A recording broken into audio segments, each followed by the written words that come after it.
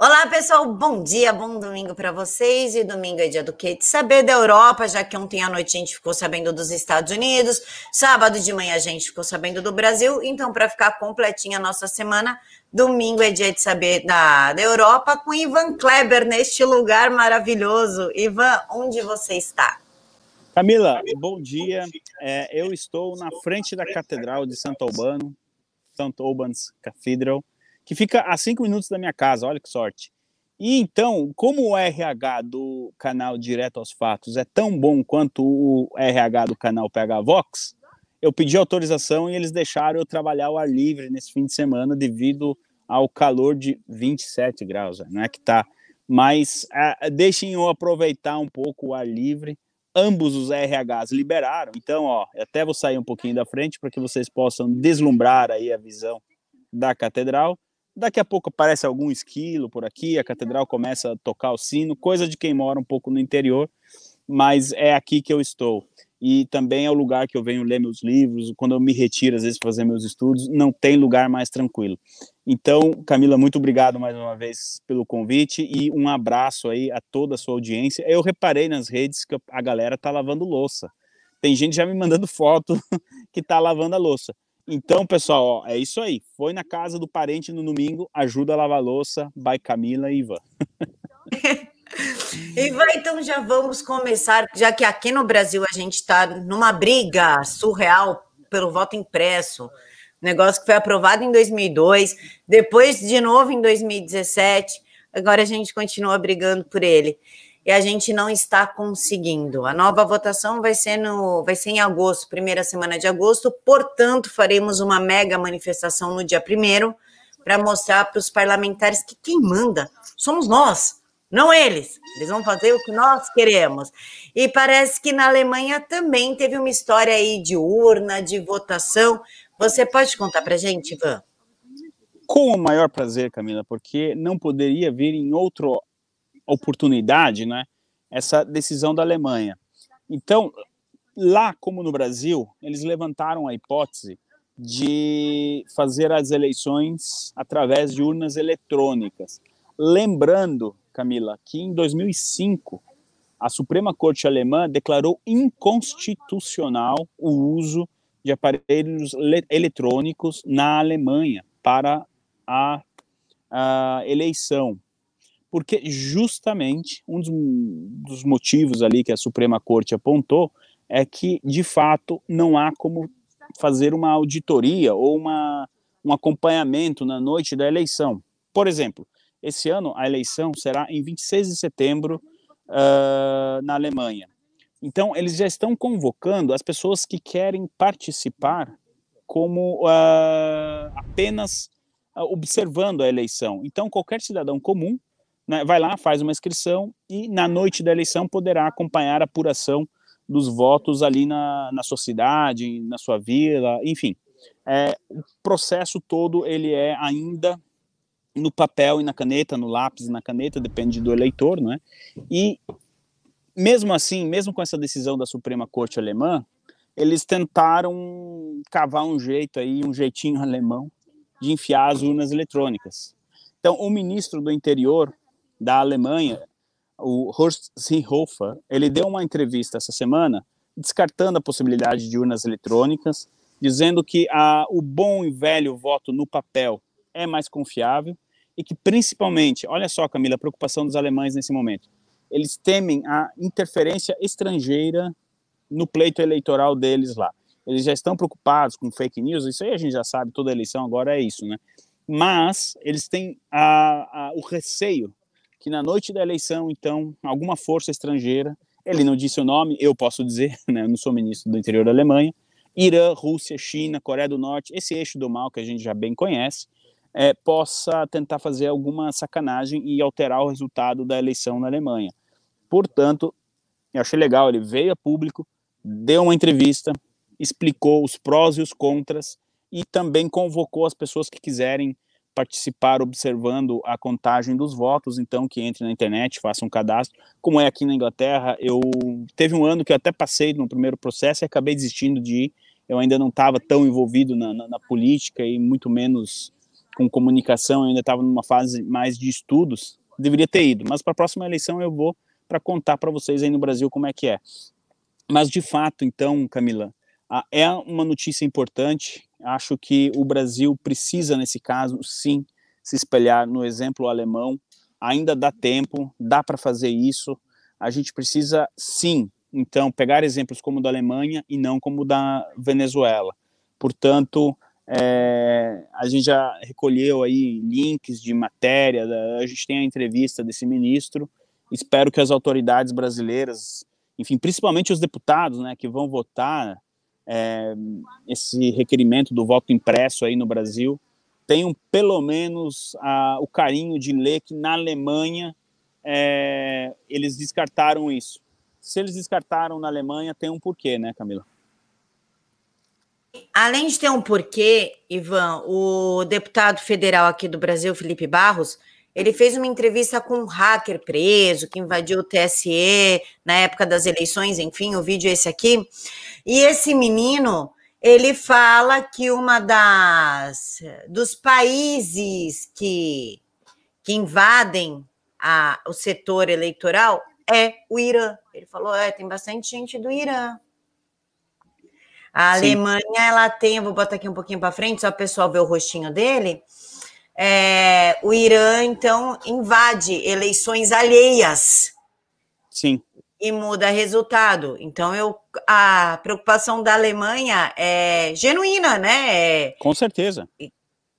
É real, assim como a nossa. Camila, o que eu vi o vídeo desse rapaz e eu falei, ele não pode conhecer a Sidney Powell, que foi uma das advogadas, ela não era advogada oficial do Trump, mas foi uma das advogadas que ajudou o Trump ali no final do ano, e os dois, você vê, um moço do interior de Minas preso falando a mesma coisa que a Sidney Powell lá nos Estados Unidos estava falando, daquele sistema de transferência de voto de A para B, que foi o que aconteceu, enfim, segundo a campanha do Trump, em alguns estados lá nos Estados Unidos, principalmente na Geórgia. E agora parece que a auditoria do Arizona também está apontando para essa direção. Portanto, Camila, por mais críticas que a gente faça ao governo Angela Merkel da Alemanha, nesse caso, veja bem, a Suprema Corte Alemã já disse que é inconstitucional porque não tem como fazer uma auditoria, ou não tem como fazer uma recontagem. Simples assim. Então, o que a gente clama no Brasil, não é que para todos os candidatos, isso não vale só para a direita, para todos os candidatos, que exista a possibilidade de uma recontagem, que ele possa pegar na mão o voto dele, se ele quiser ficar 5 anos lá contando, não tem problema, os votos estarão lá, eles existem, é um papel, e atualmente isso é muito difícil, né, Camila? Ivan, o mundo também está sendo tomado por manifestações, né? Cuba, Sim. França, até Venezuela, enfim, Bolívia também está tendo manifestação, e eu queria que você começasse explicando isso aqui, ó. França, pois é. Vamos fazer uma retrospectiva, Camila, para o público aqui do Direto aos Fatos entender o que levou a essas imagens, né? Então, na segunda-feira, dia 12 de julho, o Emmanuel Macron, ele vem a público, naqueles pronunciamentos feitos na TV, né, todas as emissoras, etc., e ele diz que o governo francês está considerando a possibilidade de exigir a obrigatoriedade da picadinha no braço a todos os cidadãos. Isso está acontecendo porque os cidadãos franceses não estão querendo ser vacinados, não querem levar a picadinha. A Itália, por exemplo, Camila, eles atingiram um nível de 30% de picadinha na população. 30% da população recebeu a picadinha. E os outros 70% não estão indo receber a picadinha porque ninguém quer. Então, eles precisam encontrar meios. Você vê, na Itália, eles estão cogitando pagar as pessoas para receberem a picadinha. Olha só o desespero. Então, o Macron ele faz esse anúncio e, para piorar um pouco mais, ele diz que o governo francês está com o plano pronto para o passaporte sanitário. Inclusive, proprietários de restaurantes, bares, etc., que receberem clientes sem a picadinha podem ser multados, que fazendo uma conversão da multa daria uns 250 R$ 1.000. Bom, isso foi na segunda-feira. Essas imagens que você está mostrando, Camila, são de quarta-feira, dia 14 de julho, um dia importante na França, é o aniversário da Revolução Francesa, o 14 de julho, e isso também é muito emblemático. As pessoas, de forma orgânica, não, porque de segunda para quarta, não é que deu muito tempo de organizar uma mega manifestação, etc. Então, na quarta-feira, várias cidades, eu pelo menos pude confirmar 6, que eu vi a imagem e falei, não, isso aqui é de hoje, é por isso que eles estão protestando. 6 cidades grandes francesas protestaram na quarta-feira. Agora, o governo de quarta até sexta não indicou que daria um passo para trás, então ontem, no sábado, aí sim, Camila, nós tivemos aquela que está sendo considerada, não, com certeza a maior manifestação desde que iniciou a pandemia.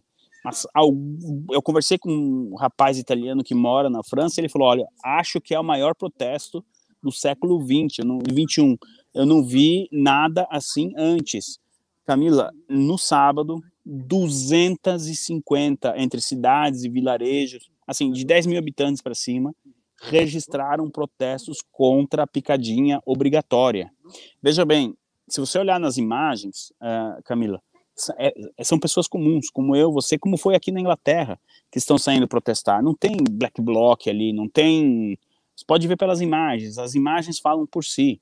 Então são pessoas comuns que não querem se submeter à obrigatoriedade, elas querem ter o livre-arbítrio. Ninguém ali está protestando para que outras pessoas não tomem a picadinha. Não é disso que se trata. O que se trata é que elas tenham a decisão final. Afinal de contas, meu corpo, minhas regras, não é assim que fala? Então, tá aí, ó, vai falar para os franceses. Camila, o Macron, ele não passa de 10%. Nós tivemos eleições recentemente na França, regionais, e os candidatos apoiados por ele não conseguiram 10, 9, 8%. Sabe quando... assim, a gente sempre fala, né, que os políticos vivem numa bolha e que eles perdem o contato com a realidade. Eu acho que no caso da França e do Emmanuel Macron, esse exemplo está bem claro. O Macron não tem a mínima ideia do que está passando na cabeça do povo dele, dos franceses. Os militares franceses já avisaram o Macron.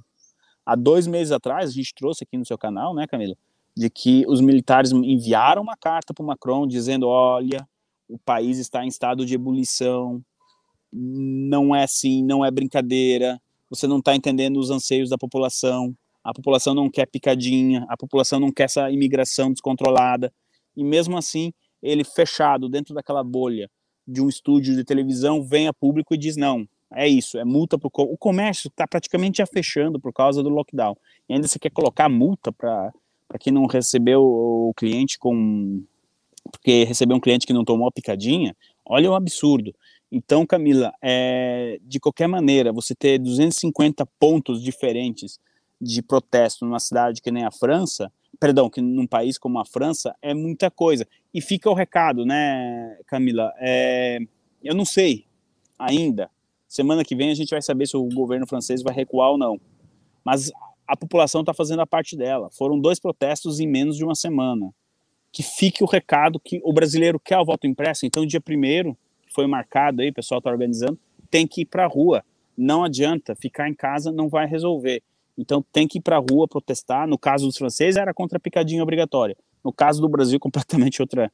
É por causa do voto impresso. Mas ambos têm que passar o recado. Né? Aqui na Inglaterra deu certo. Amanhã está acabando. Apesar que vocês estão vendo, ninguém mais está usando máscara e tudo mais. Mas amanhã é o dia oficial, que é para liberar tudo de uma vez. Deu certo. Povo na rua, pelo menos na Europa, ainda assusta político, Camila. Ivan, mas na Austrália também teve protesto. Sim. E o que é o da Austrália? A mesma coisa, Camila. O governo... A Austrália ela tem uma semelhança com o Brasil.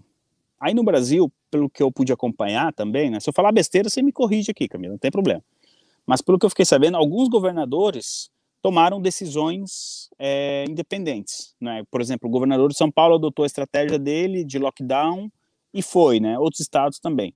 O que é a mesma coisa que acontece na Austrália. Então, essa semana agora, alguns governadores e prefeitos australianos decretaram lockdown e decretaram que também vai ter que ter o passaporte sanitário. Tão logo foi feito o anúncio, e aí é uma diferença, talvez, que a gente precisa entender no Brasil. Essas pessoas que estão aí na rua saíram assim, terminou o pronunciamento, galera foi pra rua. Era noite, pode ver aí, ó.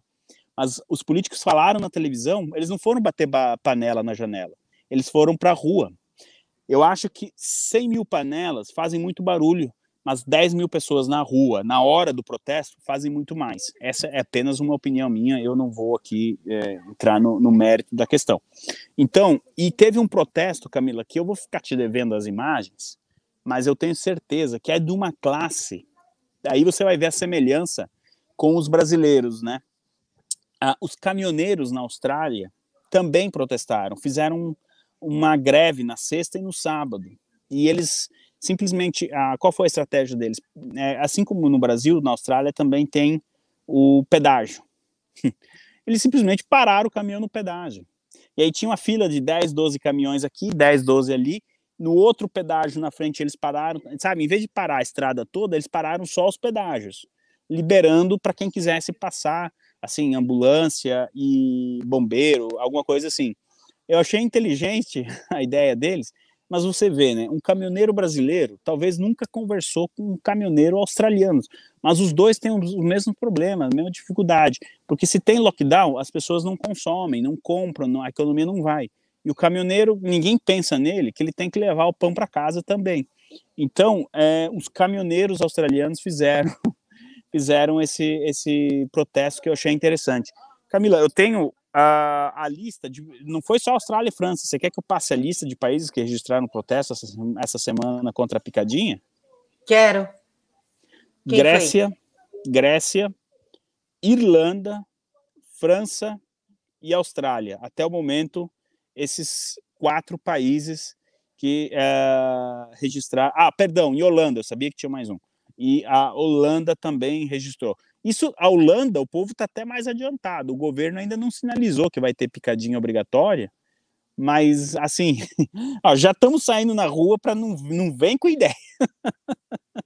É o protesto reativo e o protesto proativo, né? Esse é o proativo. Na Holanda já está tudo aberto, não é obrigatório o uso de máscara, vacinou quem quis. Eu acho que o pessoal holandês está assim, olha, se está acontecendo lá, aqui vocês não têm não, já estamos avisando. Mas sabe o que acontece, Camila? A média de picadinha, assim, por exemplo, Itália 30%, outro país 35%. Então, aqui na Europa já chegou no estágio que quem tomou a picadinha tomou e quem não tomou é porque não quis. E aí, olha só, por isso que eu falei da questão do contato de realidade com o povo. Agora os governos estão acordando, dizendo, meu Deus, mas tem 60% que não querem a picadinha, mas como? Na Itália, por exemplo, os mais velhos são aqueles que não querem. Aí teve um babaca que falou no Twitter, a gente trabalha para pagar a aposentadoria deles e eles ainda não querem a picadinha. O babaca não sabe que aquele cara que está aposentado na Itália trabalhou a vida inteira para ter a aposentadoria dele, né? Então, assim, além de tudo, ele tem essa guerra de gerações. Mas a média é essa, e o que está acontecendo é isso. Tá sobrando, não é que está sobrando vacina, mas quem não vacinou ainda é porque não quis. A Espanha também, ela colocou toque de recolher em cidades, municípios. Parece que, tipo, nada mudou. A gente continua preso em 2020. Foi a região da Catalunha que fez isso, tá? A mesma coisa como se São Paulo, aí, seu estado, fizesse... na verdade, não é bem um lockdown. Eu não entendi essa do governo da Catalunha. O lockdown dura da 1 da manhã às 6 da manhã. Quer dizer, então, assim, 00:30 você não pega o vírus. Você vai pegar da 1 às 6. E aí, Camila, como você pode ver, aqui na Europa é verão. Tem um setor da economia na Catalunha que é muito forte, que é o de, nessa época do ano, discoteca, clubes, aqueles barzinhos na beira da praia. Para as pessoas entenderem, imagina que agora aqui é como se fosse janeiro no Brasil, sabe? Que é quando a galera vai para a praia e tudo mais. E ao fazer isso, o governo da Catalunha vai justamente nesse setor. Com essa medida, assim, do dia para a noite, 3 mil empregos foram perdidos, assim, num piscar de olhos, mas a gente não pensa nisso. Eles querem que você fique em casa para ser sustentado pelo Estado. É isso, não tem outra explicação. Falando em fique em casa sustentado pelo Estado, Ivan, a gente teve na Alemanha semana passada a ideia daquele sistema de pontos, o Biden criticando o comunismo, principalmente o comunismo chinês. Eu sei que foi cena dele, eu sei, foi só um palanquezinho, mas criticou, né? Depois de conversar com a Angela Merkel, que apoia o comunismo chinês. Totalmente dúbio, mas criticou, isso que importa. E agora nós estamos tendo as manifestações em Cuba e Bolívia, que difere totalmente do que está acontecendo na Europa. Ambos são manifestações, porém com um clamor diferente. Você pode falar da Bolívia e de Cuba?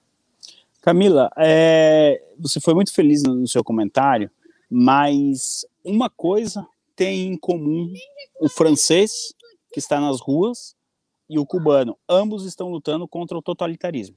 Esse é um ponto que a gente pode ligar entre os dois protestos. Mas aí eu concordo com você, termina por aí. Bom, eu, sinceramente, Camila, não tenho tantas informações para falar a respeito da Bolívia. Até porque é recente e a gente está muito focado, eu, pelo menos, estou acompanhando o que está acontecendo na África do Sul, o que está acontecendo principalmente em Cuba. Então, eu acredito que as manifestações na Bolívia, elas sejam também por uma questão de resultado eleitoral, né? Até agora, lá na Bolívia, está um tira e sai de presidente que não termina mais. Cuba. Camila, as pessoas, por mais que a gente possa falar aqui, fazer análise e livro e não sei o quê, as pessoas estão com fome. Em Cuba, o que está levando as pessoas para a rua é fome. Então, mesmo que a gente conseguisse acesso aquelas pessoas que estão na rua protestando e chegasse com um livro, você já leu o Roger Scruton, você sabe o que é direita, o que é esquerda, essa pessoa ia dar com o livro na sua cabeça, porque ali não é uma questão, já deixou de ser direita e esquerda há muito tempo, as pessoas estão nas ruas por conta que estão com fome. Camila, aqui chegou a hora da gente machucar alguns corações, talvez, mas a gente precisa dizer isso. Muito provavelmente o regime não vai cair, tá, Camila? Eu acho que ele pode passar por alguma reforma, ele pode ter ganho tempo, mas ele não vai cair agora. Mas vamos, né, a providência divina e o imponderável sempre fazem parte da análise. Digamos, hipoteticamente, que o regime caia. Não esperem que vai vir uma onda conservadora de direita em Cuba. A revolução, ela age assim. Tão logo o regime velho caia de podre, um outro braço revolucionário estará ali pronto para tomar conta da ilha, que é a revolução colorida que a gente está vendo nos Estados Unidos.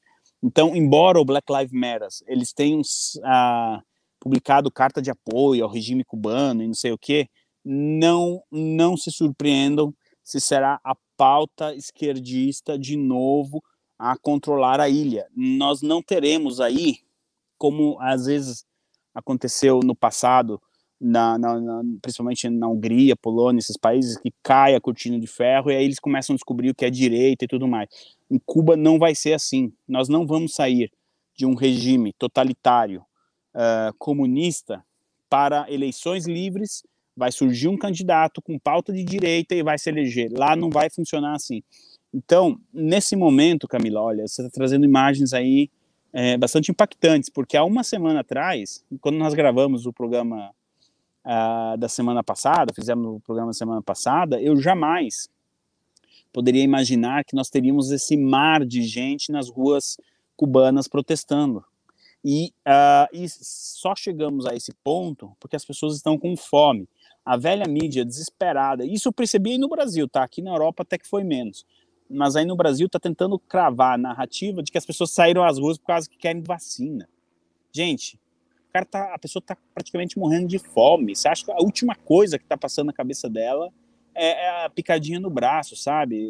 Vamos ser um pouco menos hipócrita. As pessoas saíram na rua porque acabou a comida. E quando eu digo que o regime ganhou tempo, Camila, é porque nós conseguimos, quando eu digo nós, a nossa equipe lá do Pega Vox, fazer um trabalho de rastrear, enfim. E a gente sabe que a Turquia, ela, há algum tempo, ela tem feito um trabalho terceirizado de logística para Cuba e para Venezuela. Então, na sexta-feira de manhã, chegou um avião da Turquia. Não quer dizer que o que estava dentro do avião veio da Turquia, mas o avião era turco. E tão logo esse avião decolou de volta, ele foi para Havana, perdão, foi para Caracas, na Venezuela. Só que o governo começou a distribuir comida. Então, a gente chega à conclusão, 1 mais 1 é 2, não precisa ir muito longe, que dentro desse avião, algum regime, provavelmente o Irã, alguém enviou alimento para o regime cubano ganhar tempo com os manifestantes. Mas a gente sabe que um avião, 2, porque o México também enviou um avião, é muito pouco, né? Então, a gente precisa continuar monitorando. Os cubanos estão na rua ainda, isso não acabou os protestos, mas o regime tem abafado bastante, com muita repressão, e Deus sabe o quanto eu quero estar errado, mas talvez essa parte da esquerda brasileira, parte da mídia brasileira, logo, logo, se a situação não se resolver, vai de fato aprender o que é um genocídio. Repito, espero estar errado, não quero que isso aconteça, mas se a situação não se acalmar e o regime não ceder, talvez aí sim as pessoas vão entender de fato o que é um genocídio. Mas tomara que daqui uma semana eu possa estar aqui desmentindo eu mesmo, viu, Camila? E que o regime vá cedendo aos poucos. A gente teve o equivalente do ministro do interior da Alemanha, que não quer o voto eletrônico, em Cuba, pediu demissão há 3 dias atrás. Ele falou, eu não vou mandar meus homens bater nas pessoas, tem limite. Ele pediu demissão por causa disso. Então, o regime pode não cair, Camila, mas ele vai sair mais fraco do que começou, do que quando os protestos começaram. Eu tenho muitas outras imagens de Cuba, Ivan, mas eu não vou colocar porque são imagens fortes, violentas, agressivas, que eu acho desnecessário esse tipo de conteúdo assim, porque aqui não assiste só pessoal de 30 a 35 anos, assiste criança, assiste a vovó do Zap, o vovô do Zap, e eu não gosto de colocá-los em contato com esse tipo de conteúdo, porque eu acho que não acrescenta em nada.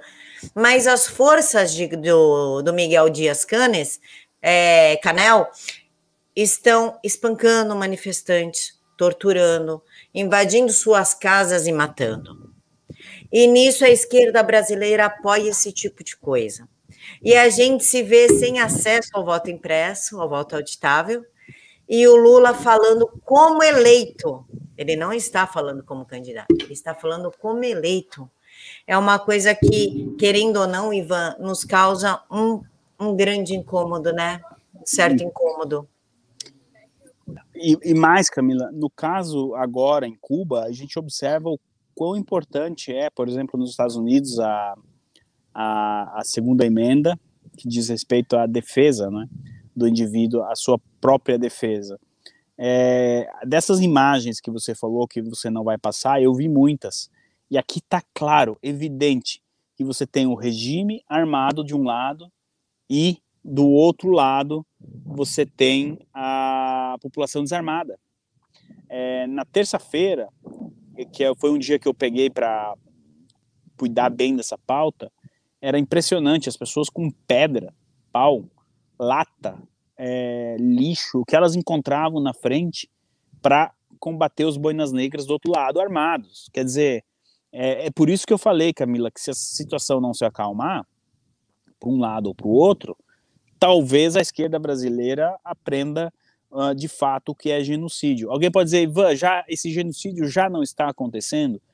Bom, eu tenho uma opinião que a gente não pode usar as palavras assim como a esquerda usa para desmerecer, por exemplo... Forma leviana, né? Isso, a urgente, não sei o que, são palavras que as pessoas estão usando assim de forma desproporcional. O genocídio é muito mais do que está acontecendo agora em Cuba, mas, repito, se as coisas não se acalmarem, aí de fato sim a gente pode caminhar para isso. tomara que eu esteja errado, mas ficou bem evidente como um povo desarmado, ele tem um poder de reação muito limitado pelo Estado. Então, as pessoas sequer têm o direito de protestarem, porque elas estão desarmadas. Então, quando ela grita contra o governo, vem um boina preta, alguém, um braço do governo, armado, e você vai fazer o quê? Eles estão pegando em pau pedra, porque, que nem eu falei, Camilo, quando você está com fome, você vê seu filho em casa chorando com fome, que você não vê nenhuma perspectiva, você vai para esse tipo de combate. Mas ali, pessoal, é o último estágio, não tem mais para onde recorrer, que é o caso que está acontecendo com a população cubana, Camila. E o que chamou a atenção também, Ivan, foi a China, ela é hipócrita, mas ela tem um tom de sadismo nessa hipocrisia dela, né? Ela tem nuance de sadismo. E por que eu estou falando isso? Eles falaram que não vão se meter em Cuba, que eles respeitam a soberania, que o povo cubano que se resolva, e blá, blá, blá, blá, blá. Mas eles colocaram sanções na Austrália, eles ameaçam países de guerra, eles ameaçam países de sanção, eles invadem a soberania nacional sem o menor problema dos países que interessam. Mas quando são pessoas que precisam de ajuda contra o regime que eles defendem, não, vamos respeitar. Cuba não invade países, China não invade países, China não se mete no país do outro. Como assim? O que eles mais fazem é aplicar sanção, ameaçar de guerra. Até na Índia eles fizeram um teste com micro-ondas que cozinhou soldados. O mesmo aconteceu perto da Casa Branca, não se tem certeza se é a China, desconfia-se que é a China, mas acho que foram 130 e poucos soldados que passaram mal pra caramba, ficaram internados. E aí eles veem, não, o povo tá precisando, mas não é problema nosso, né? Camila, se a China está dizendo que não vai interferir em Cuba, é porque já interferiu faz tempo, tá? E a gente tem informações que o sistema que o governo cubano usa para derrubar a internet na ilha é chinês. Como que esse sistema chegou lá? Quem ensinou os cubanos a operarem? Como que ele foi instalado? Quando ele foi instalado? Então, assim, a quem já está aí mais velho, monitorando os movimentos do Partido Comunista Chinês, sabe que a interferência ela é muito grande. E essa interferência, ela continua acontecendo também por um lado muito fraco dos Estados Unidos. O Joe Biden, bom, vamos lá, nesse domingo completa uma semana que, assim, na verdade são 10 dias, mas uma semana que a coisa subiu de patamar mesmo. E até agora, o pessoal reclama, às vezes, a nota de repúdio não faz nada. Nenhuma nota de repúdio o Joe Biden lançou direito. Ele só falou que apoia o povo cubano e pronto. E um silêncio total da esquerda americana, Bernie Sanders, Ocasio-Cortez. Ainda no sábado eu estive olhando o Twitter e sites dessa gente, nada, total, absoluto. Eles não sabem o que fazer, a verdade é essa. Eles estão bugados ali, sem saber o que fazer. E Camila, se você me permite, eu estou fazendo um trabalho para publicar um livro. Se Deus quiser, o livro vai sair em setembro. Você vai ganhar a sua versão, tá, do livro. Faça o favor, né? E junto com o Paulo Henrique, e a gente fez um estudo muito grande, e eu tive analisando uma situação que foi a Primavera Árabe. E eu consegui livros e alguns documentos, enfim. E ali também quem era? O presidente era Obama, a secretária de Estado era Hillary Clinton, e o vice era o Biden. Então, assim, é o mesmo time, praticamente, que está na Casa Branca agora. É incrível que essas crises só acontecem quando eles estão na Casa Branca, né? Mas, enfim, e ali também, eles não tinham a mínima ideia do que fazer no Egito. Se apoiar um ditador que era aliado deles, ou apoiar o povo. Então, sabendo disso que eu sei a respeito da Primavera Árabe, nesse momento, o que o Joe Biden, de forma covarde, está tentando fazer é ganhar tempo. E eu digo covarde porque ele está querendo ganhar tempo em cima de pessoas que estão morrendo de fome. Que ato mais covarde que isso? Aqui já não é nem mais questão da eleição ter sido roubada ou não. Isso por si só já é um crime muito maior do que roubar qualquer eleição. A pessoa querer ganhar tempo para não perder consenso político em cima da morte de outras pessoas que estão com fome. Eu acho que é o nível mais baixo que um ser humano possa chegar na sua carreira política, Camila. Já que a gente está falando de China, Ivan, e o mais baixo que um ser humano pode chegar na sua carreira política, porque se juntar a China, é o mais baixo que você consegue chegar, é isso mesmo. Porque você defende campo de concentração, doação de órgãos forçados, aborto forçado, trabalho escravo, invasão de propriedade, espancamento de cidadão que estava vendo algo que não seja autorizado pelo governo, assassinato por conta da sua fé. Se você o mais baixo que você pode chegar, inclusive, da criação humana, né? Você consegue virar um ser completamente abjeto, disforme, né?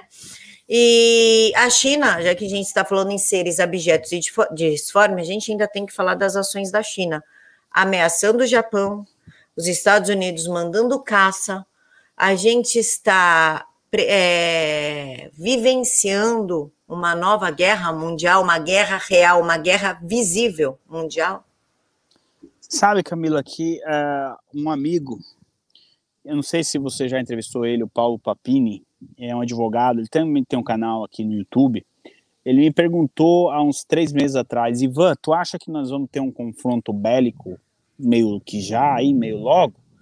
Há 3 meses atrás eu falei para ele, olha, eu não vejo essa possibilidade nos próximos 5 anos. Bom, diante dessa pergunta que você me fez, eu já começo a repensar isso. Porque, de fato, a gente tem muitos movimentos acontecendo, tem muito navio de guerra indo daqui para lá, de lá para cá. O Reino Unido está enviando, e vai chegar daqui a uma semana, 10 dias, o maior porta-aviões já construído pela Marinha Britânica, o terceiro maior do mundo e o mais moderno, porque ele é novo, né? Com 2 rampas duas plataformas de lançamento, enfim, e tá junto com, ele se juntou, quinta-feira ele se juntou, terça, com o porta-aviões Ronald Reagan. Só aquela frota, Camila, ali, que os Estados Unidos e o Reino Unido estão colocando juntas, é maior do que a frota de muitos países inteiros. Então, assim, é uma coisa grande que está indo para lá. Se a gente vai chegar ao confronto bélico, ainda eu sinceramente não sei. Mas, por exemplo, essa provocação da China ao Japão, ela foi completamente desproporcional. E ataca, acima de tudo, a moral japonesa. Quem estudou a Segunda Guerra sabe o que foi para o Japão sofrer o ataque de 2 bombas atômicas. As consequências eles sofrem até hoje. Portanto, eu achei completamente desproporcional a ameaça da China de jogar uma bomba atômica no Japão, e também um ato, como é que eu posso dizer? Perdão, irresponsável, porque você não sabe qual que vai ser a resposta do outro lado. Então a gente tem a impressão, às vezes, de que a China, ela meio que provoca, ela quer que essa situação aconteça.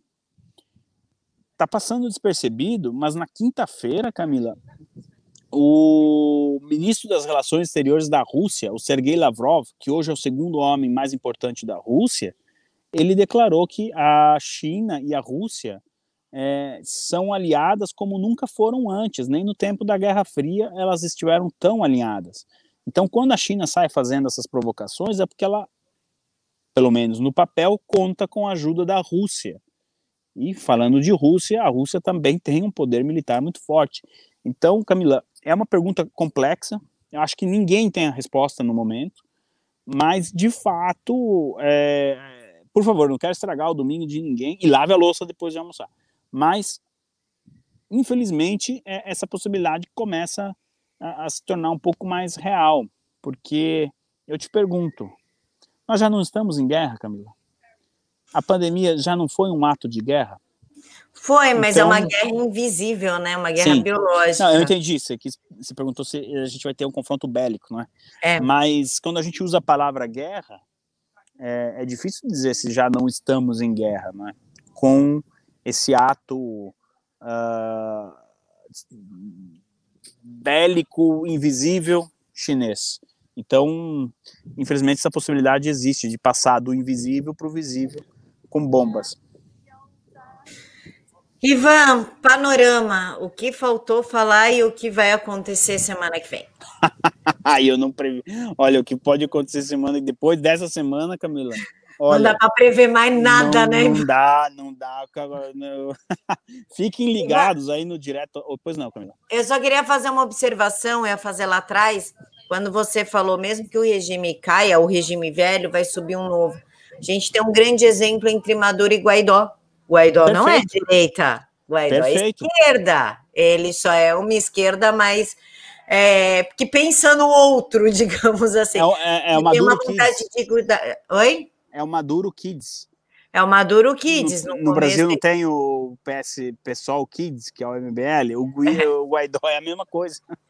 É o Maduro Kids. Ele quer voltar, dar um up na Venezuela e se perpetuar no poder, podendo vir a ser o novo Maduro daqui uns 20 anos. Então, não é tanta diferença assim, né, Ivan? Eu concordo. O Guaidó ele não tem cacife para ser um novo Maduro, mas que ele pode ser, como diz o professor Olavo, aqui me perdoem, mas que ele pode ser a vaselina para um próximo ditador, e isso pode, né? Usando as palavras do professor Olavo. O que faltou falar, Camila, muito obrigado. Você está me dando uma oportunidade para corrigir aí. É uma luta que eu encampei meio que sozinho.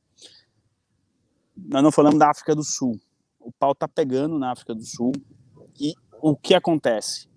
Também, olha só, se fosse uma semana normal, seria a notícia da semana, mas como tudo isso aconteceu, o ex-presidente da África do Sul, Jacob Zuma, foi preso por corrupção na África do Sul. O partido que está agora na África, no poder, é o mesmo partido dele. Mas sabe aquela história, você corta um dedo para não perder o braço? Foi mais ou menos o que o partido fez. Só que o Jacob tem muitas denúncias e, de fato, tanto é, Camila, que a gente pode comparar o Jacob Zuma como o Lula brasileiro. Tanto que uma pesquisa rápida na internet, se colocar Jacob Zuma e Lula, você vai ter link para o resto da vida dos dois fazendo acordo, etc. E o Jacob Zuma, ele falou, se vocês me prenderem, a África vai pegar fogo. Qualquer semelhança com aquilo que a gente viu em São Caetano do Sul 2 anos atrás, quando prenderam o Lula. Só que nesse caso, o Zuma, pelo jeito, tem mais moral que o Lula, porque de fato estão tacando fogo na África do Sul. E queimaram shopping center, carros, casas. Olha aí, a Camila é muito organizada, né? Tá vendo? Ó, dá para montar um álbum aí de fotos do Zuma com o Lula. Então, Camila, o que acontece? De fato, a África do Sul entrou em erupção, as Forças Armadas tiveram que colocar 25 mil soldados nas ruas, e olha só, o que começou na terça-feira como movimentos para tacar fogo em shopping center, e por causa da prisão do Zuma, que continua preso, não adiantou nada toda essa tacar fogo, a coisa ela embolou de uma maneira que agora a gente tem africanos nativos ameaçando muçulmanos. Quer dizer, a pauta mudou completamente, as pessoas ainda estão na rua, e o país beira uma guerra civil. Tem um bairro muçulmano em Johannesburgo, na África, que eles tiveram que fazer barricada, ninguém entra, ninguém sai do bairro, eles estão em lockdown, já que é a palavra da moda, porque o outro lado está ameaçando. Então, a África do Sul está à beira de uma guerra civil que começou por causa de um ato irresponsável de um cara que foi preso por corrupção, que disse, não, já que eu fui preso, tem que tacar fogo no país. Agora a gente está tendo aí, assim, guerra por causa de religião interna no país.